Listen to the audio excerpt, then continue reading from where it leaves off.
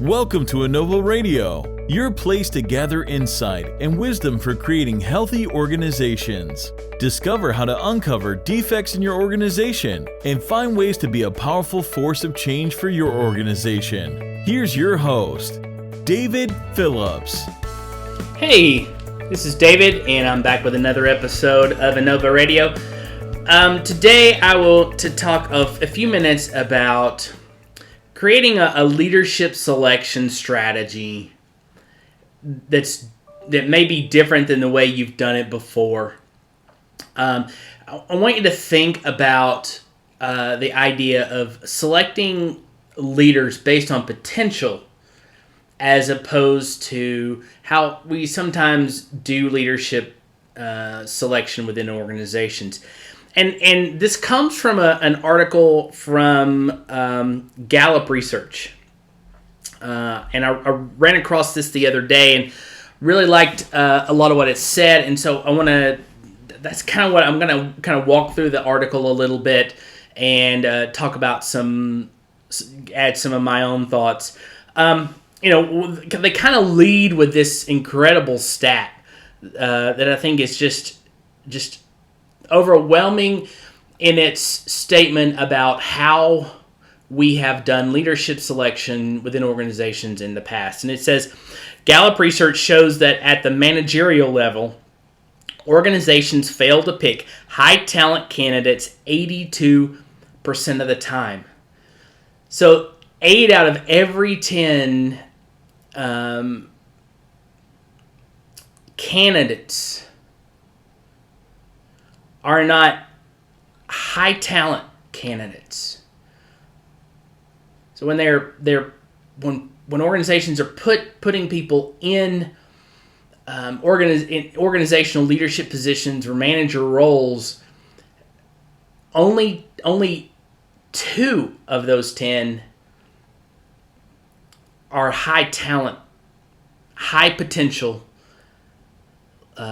leaders. And that says a lot about how we do leadership development. They say that for far too long, leadership development and succession has fallen under the responsibility of just a select few, and they based their selection on a slim or a small set of criteria, and it has created this problem of not hiring or putting high talent, high potential talent in positions of leadership. And so here's some of the other things that they say. For future leaders, in many cases, are already working in your organization, and that's true. A lot of high talent, high potential leaders are in organizations. We just either don't recognize them or we don't see the potential in them. We don't develop them.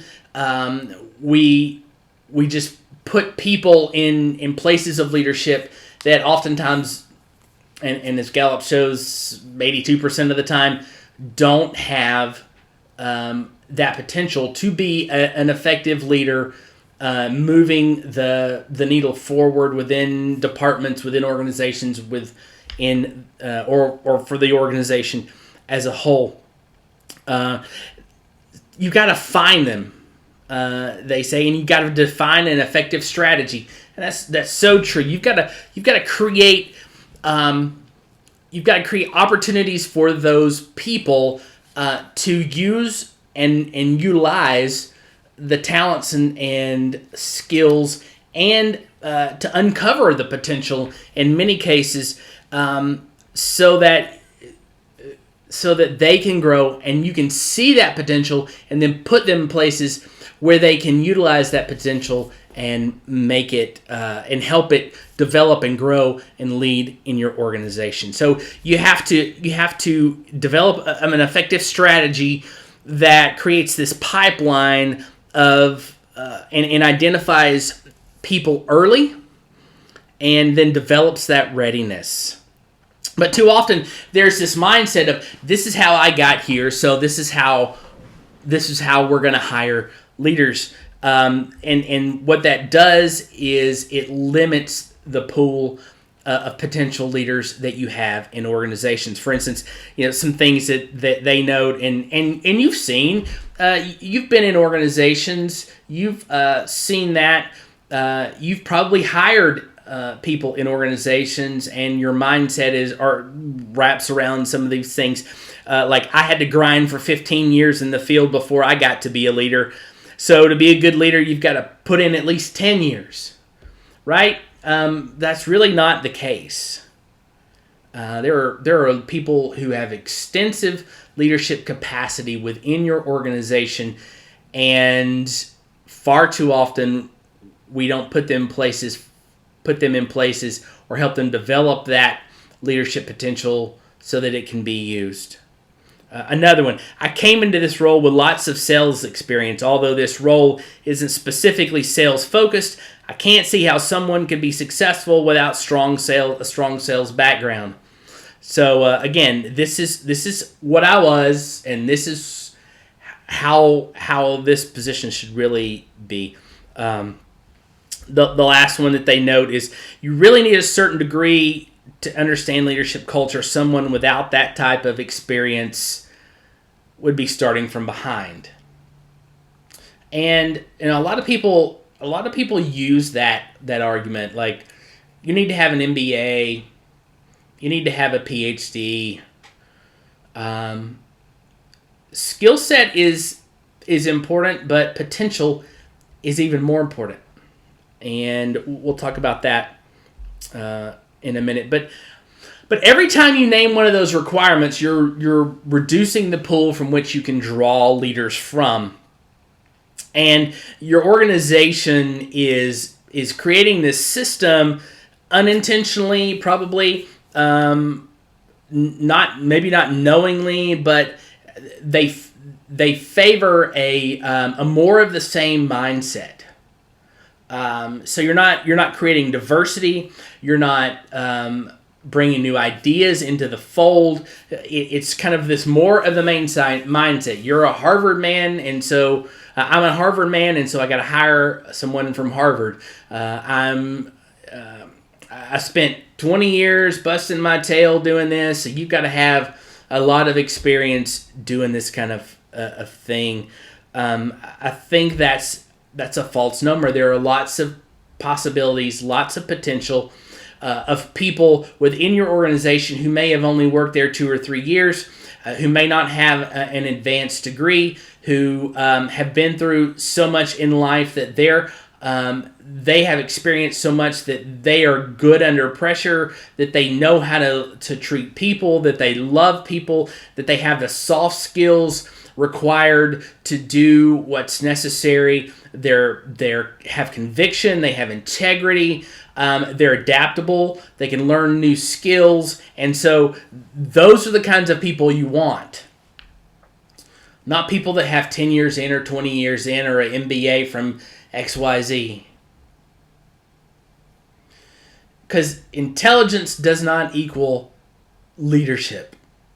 Experience does not equal leadership. And that is a huge misnomer. That just because you've done something longer than someone else doesn't make you a better leader. It doesn't make you the best qualified candidate. Leadership is about communication. It's about vision. It's about challenging processes. It's about encouraging others. It's about credibility. It's about knowledge, but it's just more than that. And so what's the research show us? And this is what Gallup really excels in their work in the research.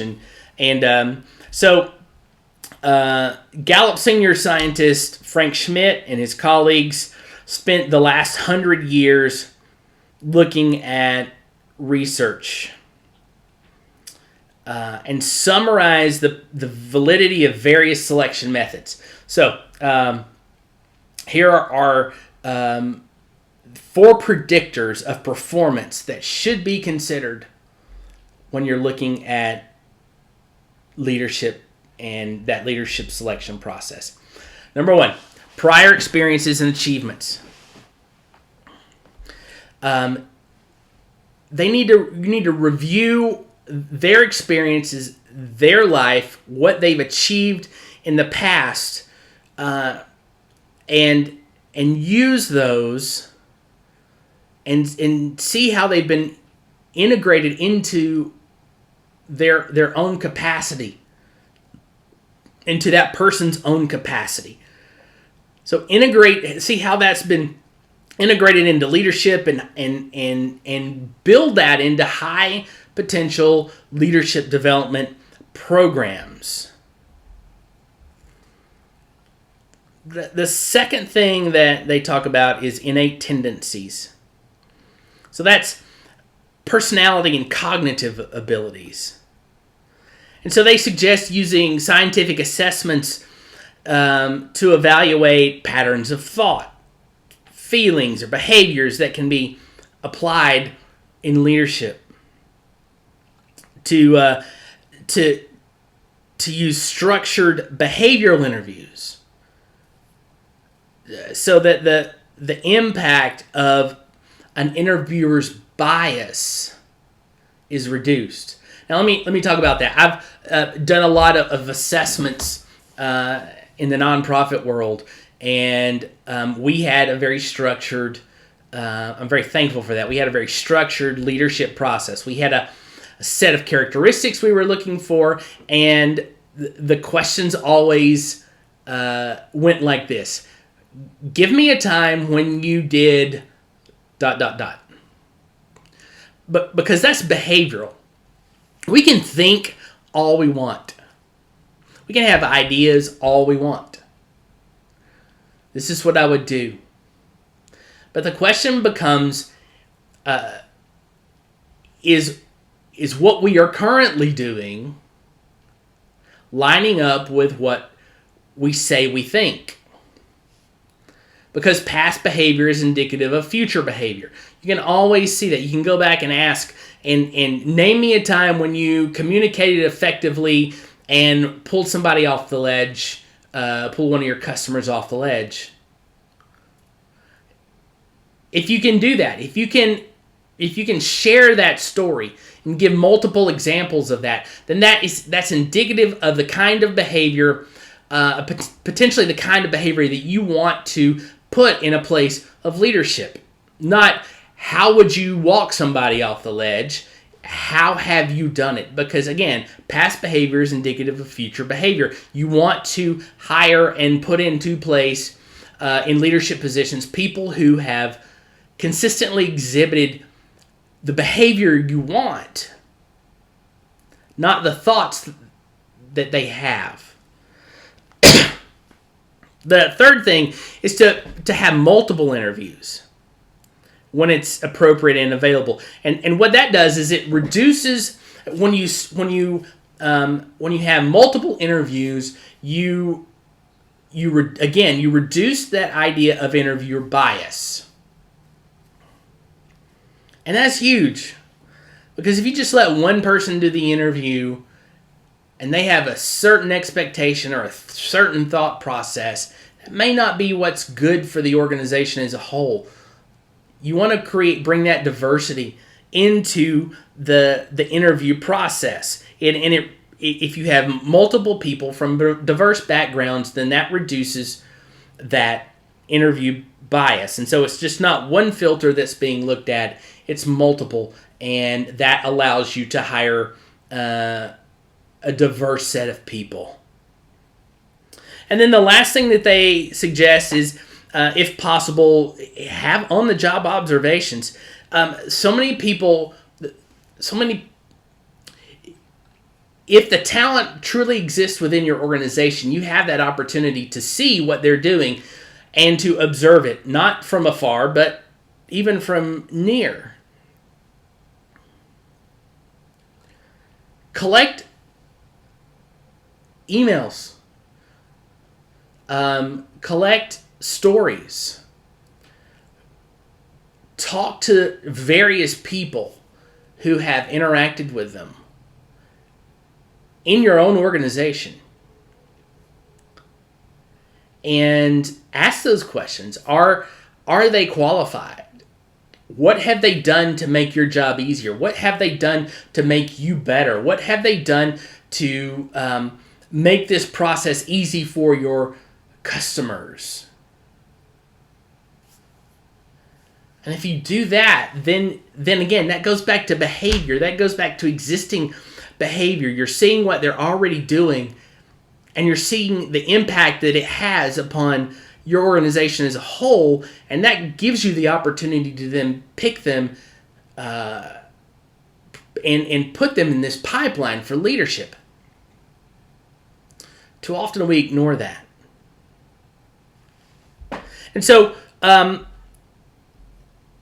if you create this pipeline and you begin to identify people early and begin to develop them, then you have potentially high potential impact leaders ready, so that when an opening comes, it becomes easy to make that transition for them, and you don't have to necessarily hire from outside.